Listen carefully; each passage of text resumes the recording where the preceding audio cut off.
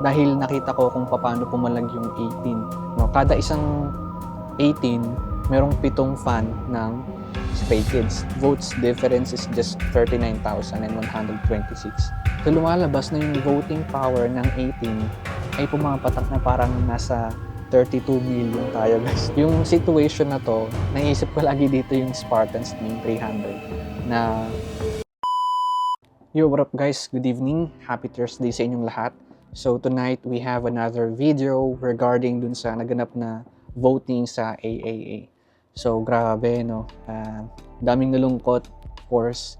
At isa na rin ako doon, syempre. Ginawa natin yung makakaya natin para bumoto. And I heard yung iba pang mga kapatid natin gumawa pa ng mga groups to organize voting sa SB19, no? And shoutout din kay Sir Chuck, no, na talagang nag-encourage din sa iba at tumulong, no, para makapag-vote din yung mga hindi pa nakakaboto. Ang daming nag-donate, ang daming nagbigay ng kanilang tulong, no, to support SB19, maging yung mga 18 sa ibang bansa, mga OFWs. Grabe, sobra yung tulong and support na binigay nila, no. So, nakakatuwa rin, no, sa kabilang banda, kahit ganun yung nangyari, na well, hindi naman talaga masama, no, dahil still number 2 yung SB19. So sa kabila nun, masaya pa rin ako, no, dahil nakita ko kung paano pumalag yung 18, no, sa fandom nitong Stray Kids. And I'll go ahead and show you why I'm actually happy as well and proud, no, to be an 18. And here's the reason why, no. While I'm checking the details and the numbers, no, dun sa recent voting na naganap, na na gumaan kahit paano yung pakiramdam ko dahil tulad nito, let me show you this. So in terms of numbers pa lang, guys, ng supporters, followers, fans, negative na talaga tayo, no, as in outnumbered talaga tayo. Sa TikTok, for example, 4.4 million yung followers ng SB19, and sa Stray Kids naman, they have 33.3, and guys, napakalaki ng difference, no? So, ganun kalayo yung gap ng followers or maybe ng fans ng both groups na to, no? Then sa Facebook naman, chinek ko rin, SB19 have 3 million followers. And then yung Stray Kids, they have 4 million. So sa Facebook, medyo hindi nagkakalayo. And then tinignan ko rin sa X.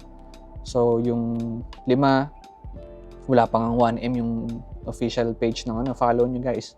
Wala pang 1M yung followers ng SB19. And yung sa Stray Kids naman, not sure if this is the official X ng Stray Kids, pero this page has 11.2 million. So ganun kalayo yung nagiging gap, no. So talagang outnumbered tayo dito. And yung situation na to, naisip ko lagi dito yung Spartans na yung 300, na sa kabila ng pagiging konti nila, no, sa bilang, hindi sila tumalikod sa laban, no. As a soldier, hinarap nila yung 100,000s na kalaban nila, no, to defend their city or their land, no. So yun yung naiisip ko dito, no. Kahit na-defeat sila, all out pa rin yung support nila, binigay nila yung buong makakaya nila, no. So kahit kapalit nito yung buhay nila, and they sacrifice their lives, no. So ganun yung nakikita ko dito, imagery, no, kumbaga. So kaya nakakatuwa, no, dahil pumalag din talaga yung 18 dun sa laban na yun. And imagine, I did some computation na yung ratio dun sa followers nila or sa fans nila or fan base is 1:7 or 7:1, no. Kada isang 18, merong 7 fan ng Stray Kids. Wow! Not sure kung anong tawag sa fan ng Stray Kids, pero ganun yung ratio. Imagine, 7 times bigger yung fan base nila compare sa atin, no? Which is kinda interesting and nakaka-proud na pumalag tayo sa ganung bagay dahil yung difference ng votes hindi talaga nagkakalayo. 1.7% lang yung difference.